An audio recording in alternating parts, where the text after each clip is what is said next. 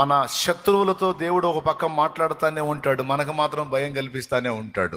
మనకేమో వాళ్ళు వచ్చి ఆడ మీద పడతారు అన్నట్టు చూపిస్తాడు. వాళ్ళకి ఇవ్వాల్సిన వార్నింగ్ వాళ్ళకి ఇస్తాడు, మనల్ని గెలిచినప్పుడల్లా వాళ్ళకి బగులుతూనే ఉంటుంది. దేవునికి స్తోత్రం కలుగును గాక. మళ్ళీ వాళ్ళతో మాట్లాడినట్టు నీకు తెలియదు. మళ్ళీ అర్థమైందా? వాడికి ఇచ్చేది వాడికి ఇస్తాడు. మావయ్య గారి దగ్గర నుంచి పారిపోయి వస్తున్నాడు యాకోబు. భార్యల్ని పిల్లల్ని మందల్ని తీసుకొని పారిపోయి వస్తుంటే యాకోబు, లాబాను కడుపులో మండింది మావకి. నమ్మకంగా వీడు మొత్తం సామానంతా వేసుకొని పోతున్నాడు, గొర్రెలన్నింటినీ వేసుకొని పోతున్నాడు. గొర్రెలేమో లాబాను సొమ్మేం కాదు, యాకోబు జీతం. అయినా సరే యాకోబును దోచుకోవాలని, యాకోబుని చంపాలని కక్షబూనిన వాడే బయలుదేరాడండి మంది మార్బలాన్ని వేసుకొని లాబాను. ఇట్లా లాబాను తరుముతాడని తెలిసి యాకోబుకి. చూసావా దేవుడు ఏం చేస్తున్నాడో చూడు. యాకోబుకి ఏం చెప్పలా, యాకోబుతో ఏం మాట్లాడలా, యాకోబుని భయంలోనే ఉంచాడు. వినో వినో వినో, యాకోబుని భయంలోనే వణికేటట్టే ఉంచాడు, సమస్యలో ఉన్నట్టుగానే ఉంచాడు. యాకోబుని దెబ్బతీయాలనుకున్న లాబానుతో మాట్లాడుతున్నాడు. బాగా సమీపానికి వెళ్ళాడు.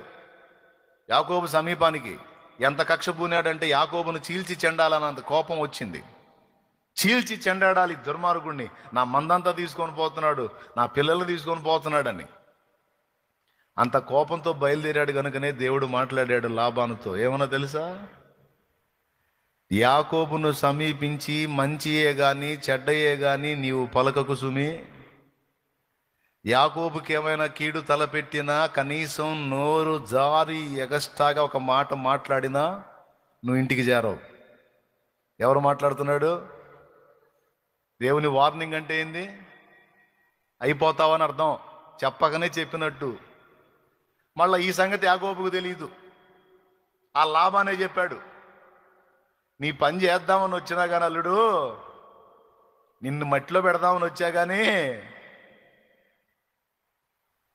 పితరుల దేవుడైన యెహోవా నాతో మాట్లాడాడు.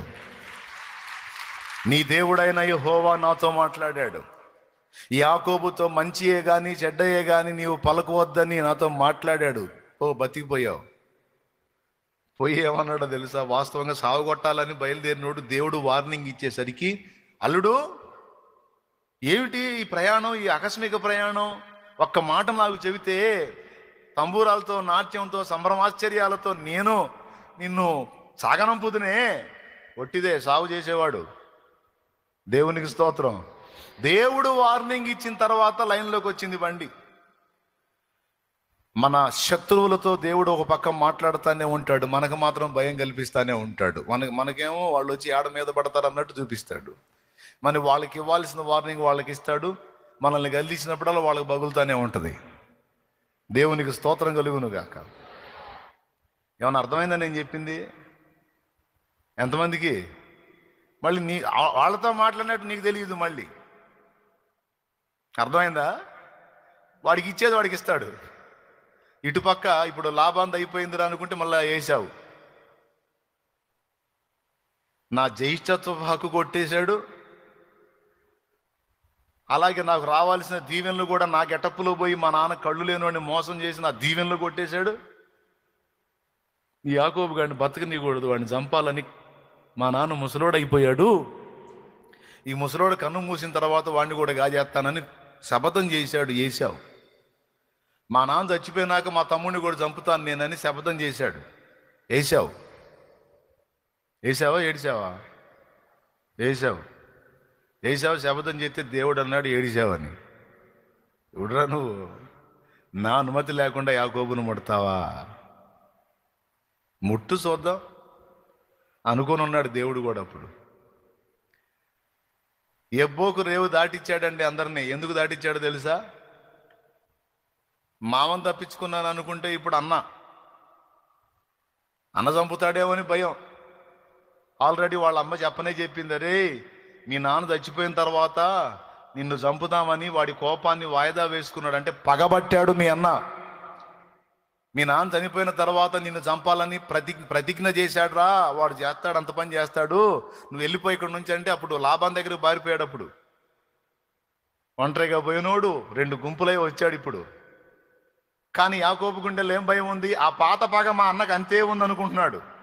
నిజమే, అది నిజమే. యాకోబు ఎందుకైనా మంచిదని కొంతమంది పనివాళ్ళని పంపించాడు. పనివాళ్ళని పంపించాడు, మా అన్న ఎట్టున్నాడో చూడండి రా అని.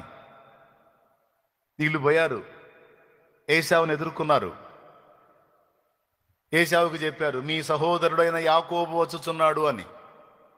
యాకోబు వస్తున్నాడు అన్న మాట ఎప్పుడైతే వినబడిందో, రేయ్ తొందరగా రెడీ కండిరా, 400 మంది అన్నాడు. తమ్ముడిని సాధారణంగా ఆహ్వానించడానికి 400 మంది ఎందుకండి? 400 మంది ఎందుకు? పట్టుకొని తన్ని మొత్తం బీభత్సం చేయడానికి. దేవునికి స్తోత్రం. కానీ ఏం జరిగింది తర్వాత? మేము అయ్యగారు యాకోబు గారు, ఇట్లా నువ్వు వస్తున్నావన్న మాట మీ అన్నకి చెప్పామో లేదో. ఎంత సీరియస్ అయ్యాడంటే, రే వెంటనే 400 మంది రెడీ కండ్రా అన్నాడు. ఏందో కొంచెం అనుమానంగానే ఉందండి అయ్యగారు. ఇంకా అనుమానం ఏముందిరా, వాడి పగ ఇంకా తీరలేదు. లేకపోతే 400 మందిని ఏం చేసుకుంటారు నా దగ్గర రావడానికి? ఖచ్చితంగా నన్ను, నా భార్యని, పిల్లల్ని, నా మందల్ని మొత్తం నాశనం చేయడానికే వస్తున్నాడు వాడు అని ఇక ముందుకు సాగలేకపోయాడు. సాగలేక ఆగిపోయి, ఏవయ్యా నా కృప నిన్ను విడువదంటివే, నా కృప నీకు చాలునంటివే. ఏమని మాట్లాడే, ఏమని వాగ్దానం, ఏంది నా బతుకు ఇట్టయిపోయింది?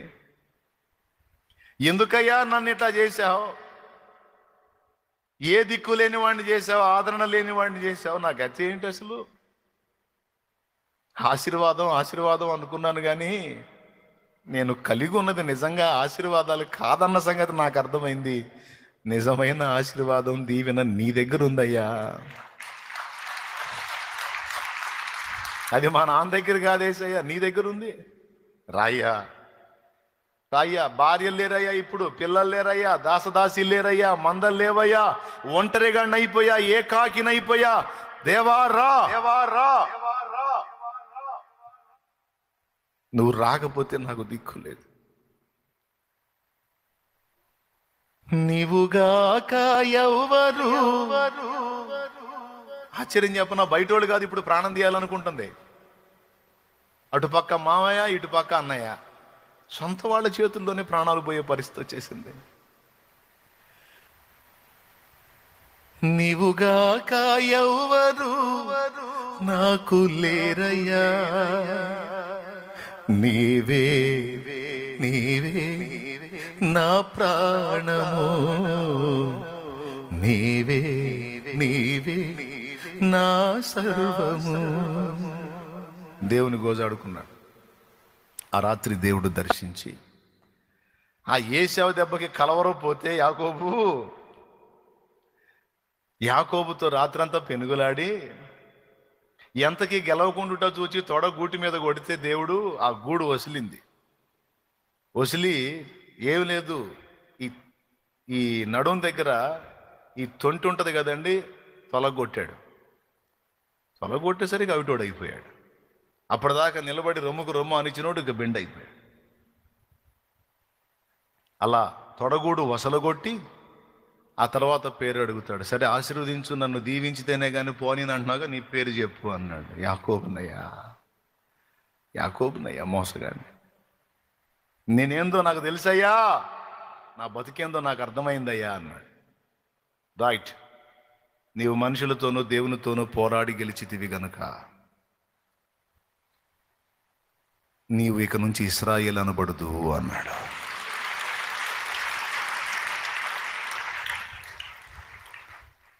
ఇక నుంచి నీవు ఇశ్రాయేలువే.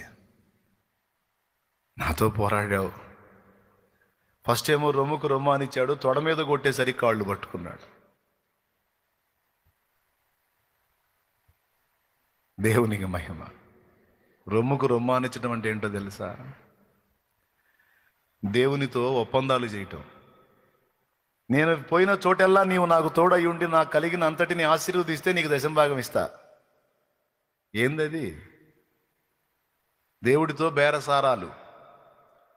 నేను పోవు చోటెల్లా నీవు నాకు తోడై ఉండాలి, నన్ను ఆశీర్వదించాలి, అన్ని విషయాల్లో నన్ను గొప్ప చేయాలి, అప్పుడు నా రాబడిలోంచి నీకు ఇస్తా 10వ భాగం. ఇంకొకటి ఏంటంటే, ఇంకొకటికి మొక్కను, నువ్వు నా దేవుడు అయి ఉంటావు, నేను నీ భక్తుడై ఉంటా, అంతే. ఇది రొమ్ముకు రొమ్ము అనిచ్చటం అంటే. ఎప్పుడైతే తొడ మీద కొట్టాడో, తొడగూడు వసిలిందో, అది కొడుతున్నాడు చూడు, అయిపోయింది, కొట్టేశాడు, అయిపోయాడు. ఇంకా లేవలేడు, ఇంకా పెనుగులాడలేడు, అయిపోయింది, కూలబడిపోయాడు. ఇక కాళ్ళ బేరానికి వచ్చాడు. ఇక్కడేమో ప్లెయిన్గా చూపించాడు.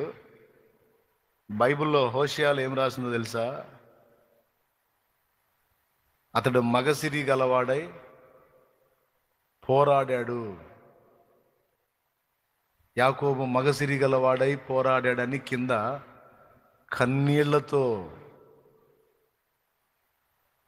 కన్నీళ్లతో దేవుని పాదాలు పట్టుకున్నాడట.